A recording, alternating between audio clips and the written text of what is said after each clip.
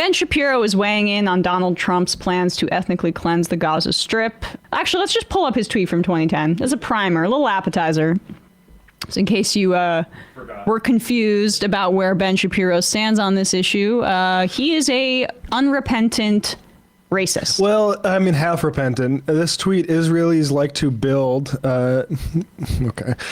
Arabs. They just destroyed the entire Gaza Strip. Who gave them the money to build? Arabs like to bomb crap and live in open sewage. This is not a difficult issue. This and hashtag settlements rock. So they're that hashtag encouraging war crimes, which is what the settlements are.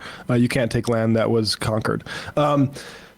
This is one of the tweets that he put in his "I'm sorry for bad things I did in the past" document that he had on his website for a while, and then he put it behind a paywall, along with him saying, what's that guy's name from Iowa, Steve King, isn't a racist, and people are being woke by calling him one.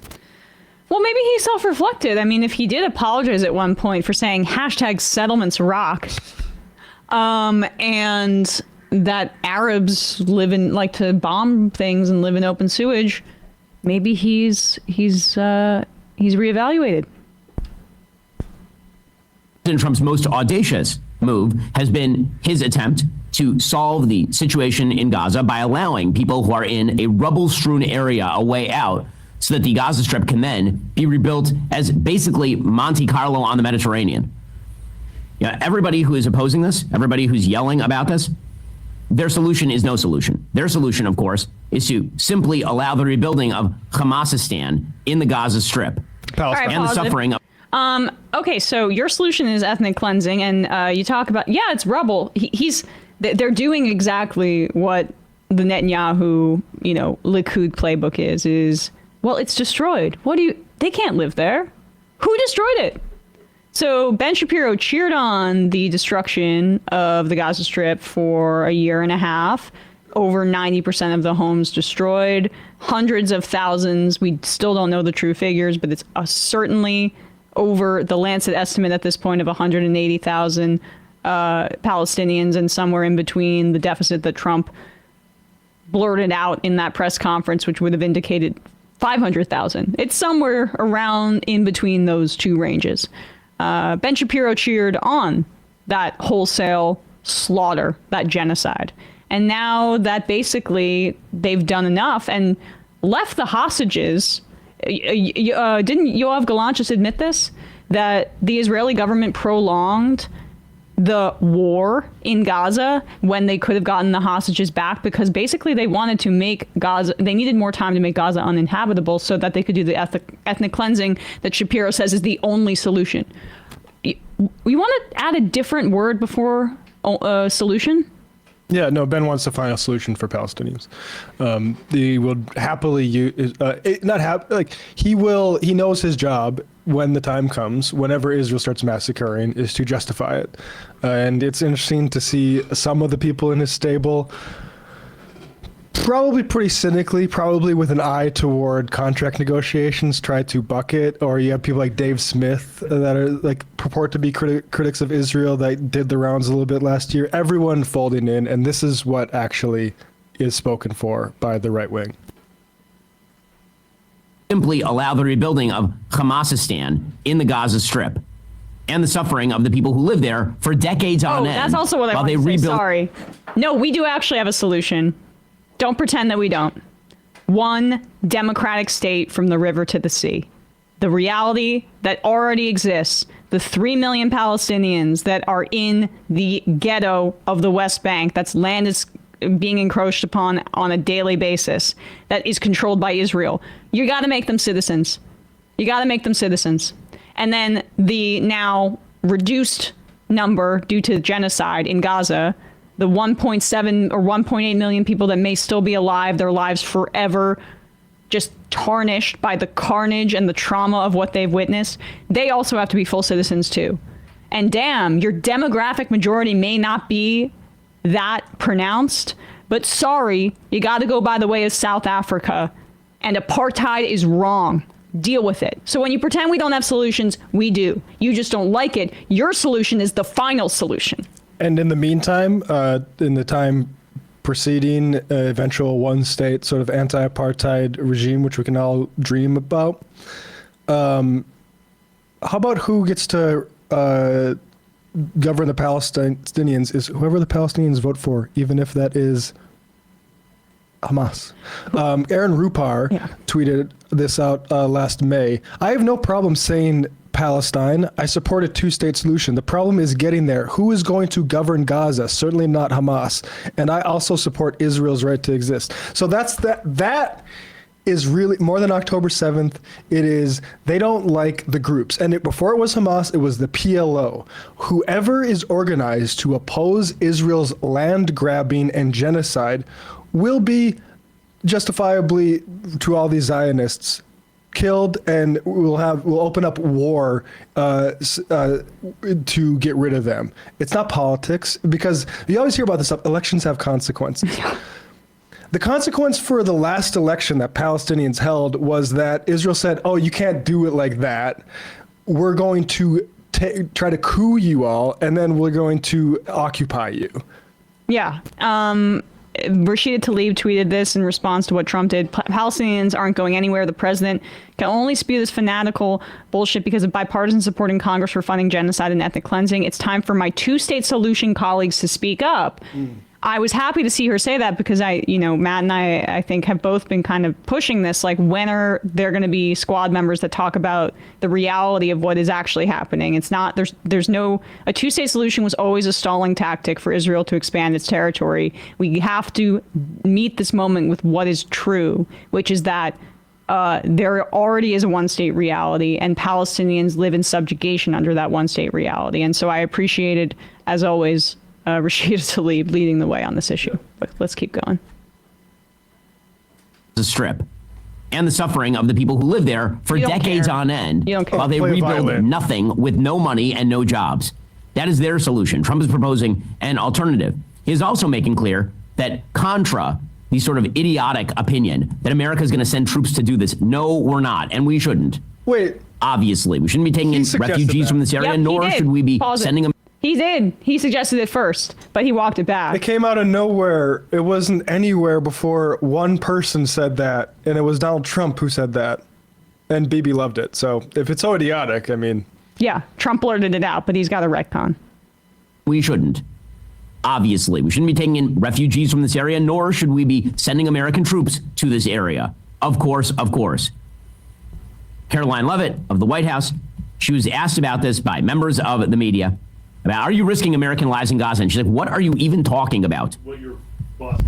I'm 27. Is it worth risking the life of a single U.S. Marine to turn the Gaza Strip into the Riviera of the Middle East? Phil, I'm not sure why you're asking me that question, because I've already said the president has not committed to sending Marines or any boots on the ground in Gaza. Sorry. Okay, so he didn't commit to never doing it, which was a follow-up to that question. I don't know why they couldn't find time for it in Ben Shapiro's thing, but she was explicitly asked, like, okay, so is he ruling it out? I don't know. We'll get back on. I don't know why I have to keep doing this again, responding to the words of the president as the presidential spokesperson. I mean, like, you're so irrational. Stop putting this upon me. Sending Marines or any boots on the ground in Gaza. Okay, so again, they made that clear. Trump himself made that clear this morning. He put out a statement, quote, the Gaza Strip would be turned over to the United States by Israel at the conclusion of fighting.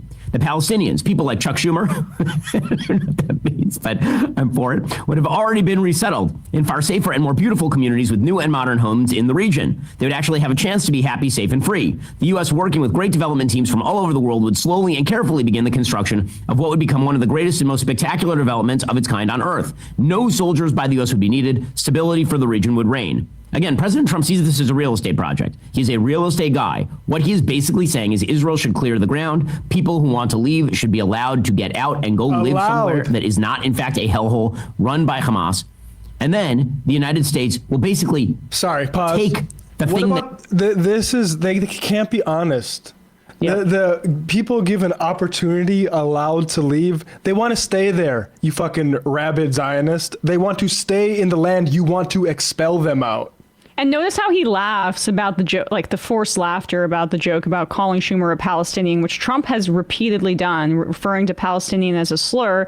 because he can't, as a non-Jewish person, call Schumer a bad Jew. But that's why, for mildly criticizing Netanyahu. But Trump feels like he can't say it. But Ben Shapiro thinks it's funny because that's how he feels about anybody who is Jewish who doesn't support Israel and isn't a Zionist. Any confirmed Zionist is this much of a bigot, and actually even the one that says Israelis like to build, Arabs like to live in sewage. Right, That's and Zionism. And apparently, if you are repulsed by that, you're the bigot. In Ben Shapiro's worldview, you're the anti-Semite. Oh yeah, Uncle Sam is going to protect the little snowflakes that listen to Ben Shapiro across college campuses, make sure they aren't exposed to any kind of counter messaging about the propaganda that they have been abused with by Zionist education throughout their childhood. And you talk about safe spaces. The one place that we cannot have that is people who were abused with, frankly, overly emphasizing trauma and how sick the world is. Look, I understand that the Holocaust takes up a big spot in people's historical memory. Using it to forward a ethno-nationalist fascist colony has been a fucking disaster, and everyone can see it now.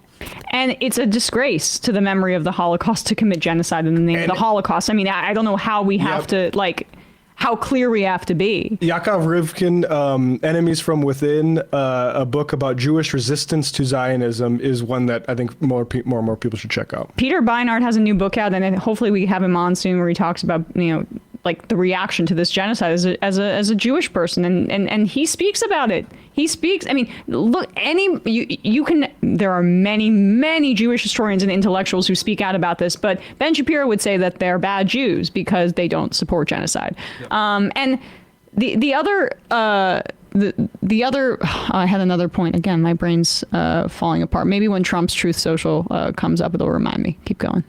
Just go back 10 seconds. Yeah. Project. He's a real estate guy. What he is basically saying is Israel should clear the ground. People who want to leave should be allowed to get out and go live somewhere that is not, in fact, a hellhole run by Hamas. And then the United States will basically take the thing that's good about the area, meaning the beachfront property, and turn it into something nice as a good investment. Something nice. He's basically going to syndicate a real estate deal in Gaza, is the thing that Trump is saying. Not that he's going to pour 20,000 American troops, God forbid, into the Gaza Strip in order to clear out Hamas. He's saying that's Israel's job. Let Israel do its job. Oh, that's and finish off Hamas. Let it do. And let then them give do people its job. who've been living in the worst. We're good. That was what I wanted to say. Is Shapiro is working overtime to maintain this fiction that Trump is anti-war, because that is what some of his new fans say they like about him. Because so the Democrats abandoned that shit. Right. So he's doing PR for it. How long is that going to last? It's so desperate. And the guy who said he was going to end the Ukraine-Russia thing by telling Vladimir Putin to knock it off, but instead said, maybe we should do some more conscription and give us some of your minerals. Right. Right. If you want these missiles to keep coming. Could we just really quickly listen to what Trump said again? Yeah. Because I want you to just listen to it here to consider how Shapiro is so adamant saying that no personnel from America would possibly be needed in Gaza based off of what Trump and his press secretary said. Yeah, let's listen to Trump's own words to see if everyone's being hysterical. And they can live out their lives in peace and harmony instead of having to go back and do it again. The U.S. will take over the Gaza Strip, and we will do a job with it, too. We'll own it and be responsible for dismantling all of the dangerous unexploded bombs and other weapons on the site, level the site and get rid of the destroyed buildings, level it out, create an economic development that will supply unlimited numbers of jobs and housing for the people of the area. Do a real job, do something different. Just can't go back. If you go back, it's going to end up the same way it has for 100 years. I'm hopeful. Israel will kill you. So to be clear, can the United States remotely remove unexploded bombs and remove demolished buildings? Can the United States rebuild physical structures remotely? Is that possible? Yeah. I don't know. Is that reporter in the White House press briefing room the dumbest person on the planet for asking how this is going to happen with through a computer screen or a drone, I guess? They're just lying and trying to do whatever they want. It's the same thing with the Treasury. They're lying about these Doge freaks having access to the Treasury because they don't want to spook the market, and they're just going to be like, screw you. So everyone's got to keep leaking, keep leaking. And on Shapiro, the dude just defended Elon Musk doing a Nazi salute. Right. You're done with your credibility about anti-Semitism. I mean, he was a defender of Stephen King. Not the horror director, Steve King, the Iowa white supremacist representative. Under the Dome is a good book. No, Steve King, who literally said white national. I don't see the problem with the term white nationalism. Who, by the way, if that scandal happened today, there's no chance he would have resigned. Yeah, he'd still be in Congress. He'd still be in Congress. He's probably thinking like, oh, I really, really miss my time. The book I mentioned, anybody who wants to read it, is A Threat from Within, A Century of Jewish Opposition to Zionism by Yaakov Rabkin. People should read that and compare it to... they might understand that Ben Shapiro is basically an overgrown... as Einstein said about the Betar Youth movement, these are basically what the Hitler Youth is for our people. Hey folks, don't forget to hit the subscribe button and check out our daily show. We do it every day at 12 p.m. Eastern for about 2.5 hours. We even take phone calls. You should check that out.